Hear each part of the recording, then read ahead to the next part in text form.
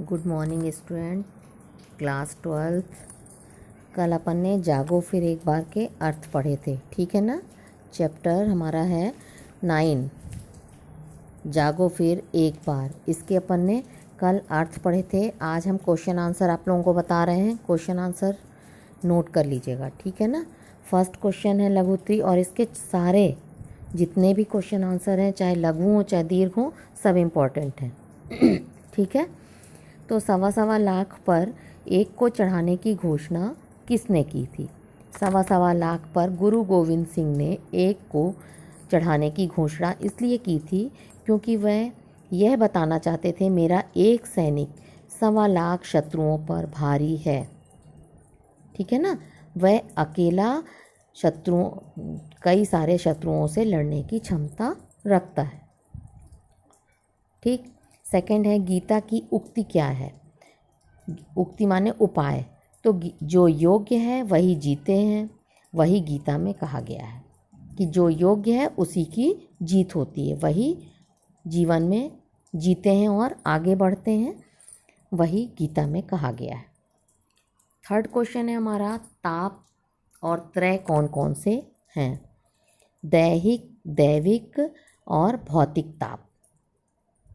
ताप और त्रय कौन कौन से कहलाते हैं? दैहिक, दैविक और भौतिक ताप कहे गए, ठीक है। फोर्थ है, सिंधु नद तीरवासी किसे कहा गया है? सिंधु नद तीरवासी किसे कहा गया है? तो भारतवासियों को सिंधु नदी के किनारे का निवासी कहा गया है। भारतवासी को सिंधु नदी के तीर का निवासी कहा गया है। फिर आते हैं अपन दीर्घ उत्तरी क्वेश्चन आंसर में। मेष माता तप्त आंसू क्यों बहाती है? मेष माता अत्यंत निर्बल होती है, संतान के छीनने पर भी वह चुपचाप रहती है, उसकी रक्षा वह नहीं कर पाती, आँखों से असहाय आंसू बहाना उसकी नियति है। केवल बैठ करके वो चुपचाप, कुछ उसकी रक्षा नहीं कर सकती, असहाय होती है, इसलिए चुपचाप बैठ करके असहाय होकर के आँखों से आंसू बहाती रह जाती है, ठीक है ना। सेकंड है, ऋषियों का महामंत्र क्या है? ऋषियों का महामंत्र है सच्चिदानंद। सच्चिदानंद का अर्थ होता है ब्रह्मा। ब्रह्मा वृष्टि के जड़ चेतन में व्याप्त है। मनुष्य भी क्या है? ब्रह्मा का अंश माना गया है, इसलिए संसार नश्वर है, किंतु ब्रह्मा अर्थात आत्मा अनश्वर है, आत्मा कभी नष्ट नहीं होती। तो ऋषियों ने महामंत्र किसे बताया है? सच्चिदानंद स्वरूप ब्रह्मा को बताया है, ठीक है। फिर हमारा क्वेश्चन आता है, थर्ड क्वेश्चन है हमारा, कवि जागो फिर एक बार में क्या उद्बोधन देते हैं?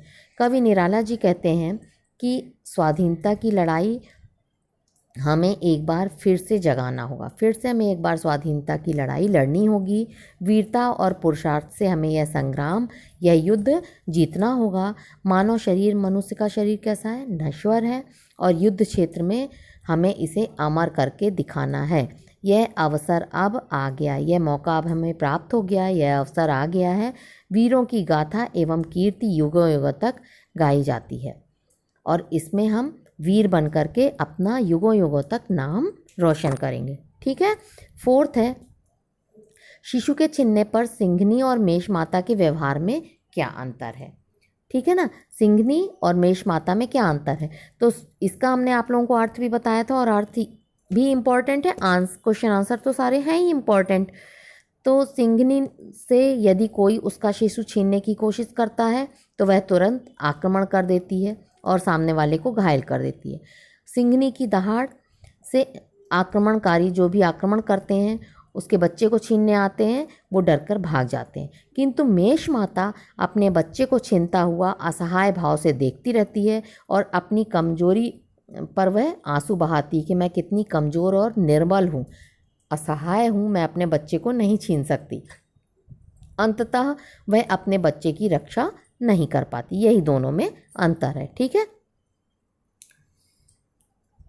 अब आप लोगों को एक हम समरी के रूप में एक बार सारांश और बता देते हैं कि सारांश टोटल है क्या। इसमें निराला जी ने जागो फिर एक बार में बड़ा ओजस्वी भाव प्रकट किया है।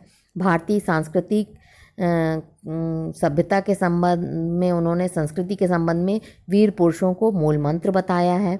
नई युवा पीढ़ी को नई चेतना जागृत करने को कहा है, और जिससे कि वह हम अपने कर्तव्यों का उचित ढंग से पालन कर सकें। ठीक है ना। धर्म, कला, आध्यात्मिक ग्रंथों से यही प्रेरणा मिलती है कि हम फिर से एक बार जागें। उन्होंने सबसे यही प्रेरणा लेकर के हमें उद्बोधन दिया है, संदेश दिया। उद्बोधन मीन्स हमें यह संदेश दिया है कि हमें मातृभूमि की रक्षा करने के लिए तन मन धन से समर्पित होना चाहिए और एक बार फिर से नई चेतना का संचार करना चाहिए। ठीक है। तो ये आपके लघु उत्तरीय, दीर्घ उत्तरीय क्वेश्चन आंसर कंप्लीट हुए और ये चैप्टर पूरा इम्पॉर्टेंट है। क्वेश्चन अर्थ भी, क्वेश्चन आंसर भी।